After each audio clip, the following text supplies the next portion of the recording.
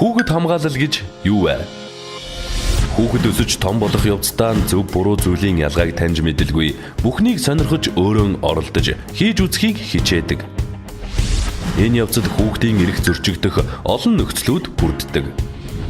Тиймээс хүн бүр хүүхдийг гэмт хэрэгт уруу татагдах, хүчирхийлэл, бие махбодын шийтгэл, сэтгэл санааны дарамт, үл хайхрах байдал болон мүлжилгийн аливаа хэлбэрээс нийгмийн бүх орчинд хамгаалах хэрэгтэй. Энэ бол гана. Ганагийн хажуу гашааны айл хүүхдэн үргэлж загнаж, буруу зүйл хийх болгонд нь зодож шийтгдэг байв. Гана тэднийг болиулахыг хүссэн хэдий ч хаана хэн хандхаа мэдэхгүй байлаа.